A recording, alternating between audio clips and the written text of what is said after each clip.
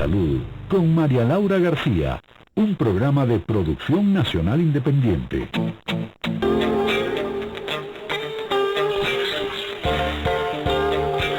Y seguimos con más para su bienestar en esta segunda parte para toda Venezuela, con una transmisión en vivo desde el Centro Comercial Sambil Caracas, como todos los últimos jueves de cada mes, con A Tu Salud Radio en la calle, amigos. Por supuesto, es un placer hacerles compañía, como siempre, para llevarles buenos contenidos del vital mundo de la salud, gracias a nuestros anunciantes publicitarios. Movistar, patrocinamos pasión, patrocinamos fútbol. Bimbo Diet, el pan que cuida tu figura, cero sacrificios. MRW, Granos Pantera, llamando a tu mesa una porción de salud. Productos Dermo, Protectora, vive tu propia experiencia. LCM, Cardio Salud, Laboratorios Nolver, Edigax. E Impro Huevos, no coma cuentos, coma huevos. El día de hoy nos acompaña aquí en el Centro Comercial Sambil la doctora Rosa Elena. Ella es endocrinólogo y pediatra y nos va a hablar de la hiperactividad en los niños y si el consumo excesivo de azúcar tiene algo que ver con el tema. A ver, doctora Rosa Elena, gracias por estar nuevamente con nosotros en A Tu Salud. Y antes de ir a la pausa, quisiera que por lo menos introdujéramos el tema definiendo lo que es la hiperactividad y cuándo se diagnostica o se puede diagnosticar a un niño con este problema. Sí, gracias María Laura, como siempre un placer estar en tu programa, gracias por la invitación. Sí, bueno, los trastornos o el déficit de atención e hiperactividad es un trastorno de la conducta, en la cual se diagnostica en la niñez, pero puede persistir hasta la vida adulta y en ocasiones incluso solamente se diagnostica en los adultos porque ha pasado desapercibido en la niñez, lo cual es un problema. Es un trastorno de la conducta y es el trastorno de la conducta que más frecuente se diagnostica en niños. Se calcula que afecta de un 8 a un 10% de los niños en la etapa escolar aproximadamente. Bueno, vamos a hacer una pausa. Al regreso continuamos conversando con usted sobre lo que es la hiperactividad en los pequeños, un trastorno de la conducta, como bien lo definió nuestra invitada, la doctora Rosa Elena Mora, endocrinólogo y pediatra. Y al regreso vamos a hablar de cuáles son las causas de este trastorno y qué tanto tiene que ver el consumo excesivo de azúcar con este problema de la conducta. Les recuerdo nuestras redes sociales, en Instagram A Tu Salud, en Facebook A Tu Salud en línea, en Twitter @tusalud_medios y en www.tusaludenlinea.com. Ya volvemos.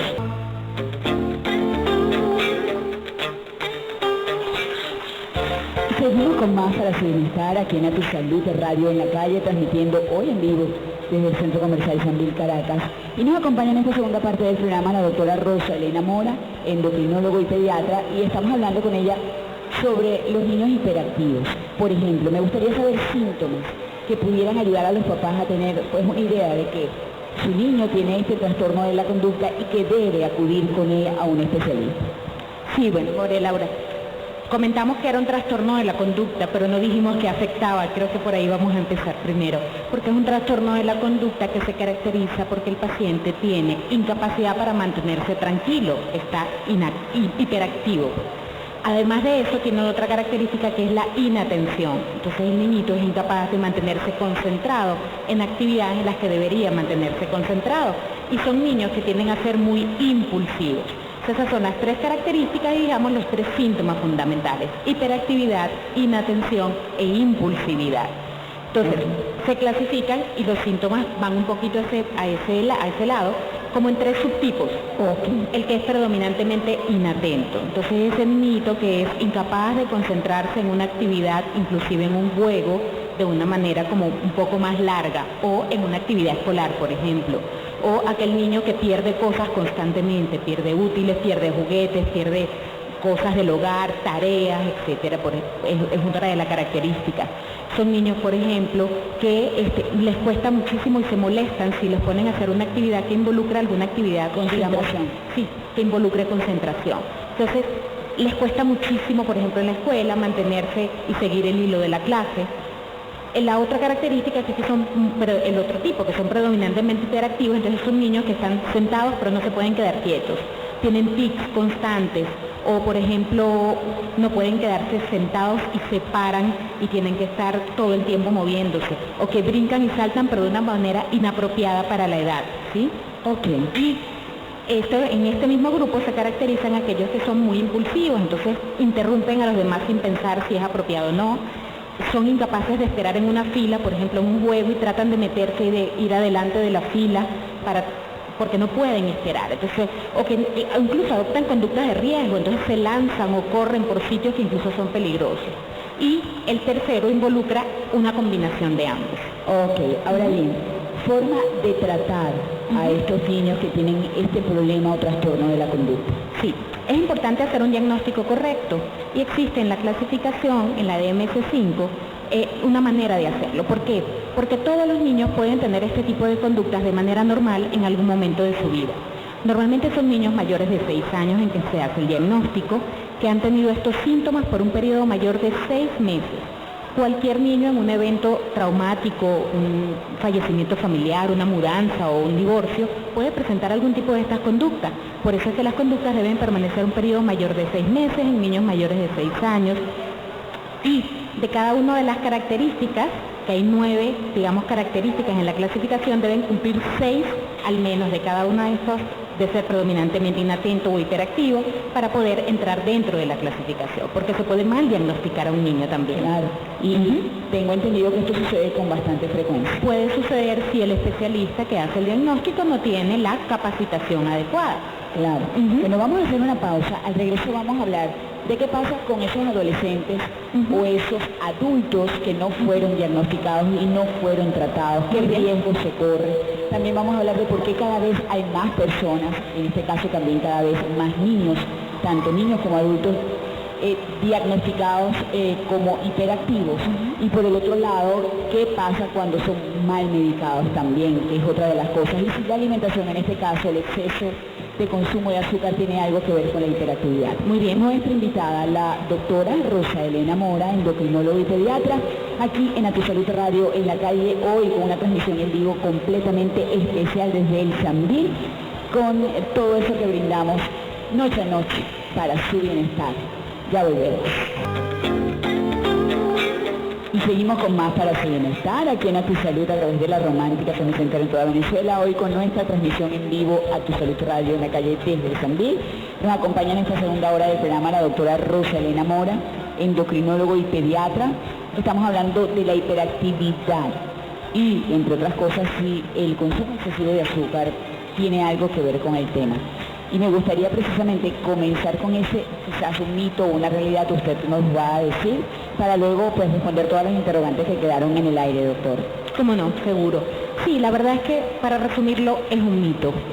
Se han hecho diversos estudios en los cuales se ha comparado el mito. Por ejemplo, se hizo un estudio donde se tomó 2 grupos grandes de niños y de sus mamás y se les dio a todos los niños placebo.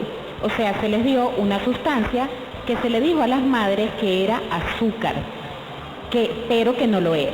Aquellas madres que pensaban que sus hijos tomaban azúcar reportaron una mayor incidencia de trastornos de atención o de hiperactividad.